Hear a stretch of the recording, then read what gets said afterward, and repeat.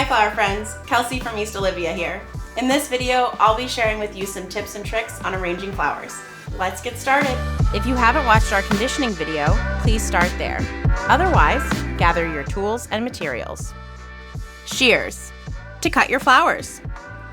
Clean vessels, to organize and arrange your blooms. Chicken wire, to hold your flowers in place. Or you can use a pin frog. Flower food, to give your stems nutrients and to keep them well hydrated.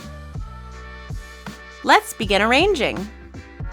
To help support the structure of your arrangement, you may begin by inserting chicken wire like so. Or you can secure a pin frog inside your vase. Be sure that your vessel is clean and completely dry. Add additional security to your structure by placing floral tape in a grid across the top of your vase. Larger round flowers, such as roses, serve as great focal points to begin the base of your arrangement. Trim and add stems of another variety like these astilbe, and cluster them at varying heights, leaving space for larger blooms. Varied heights help create a dynamic arrangement, as does varying shapes.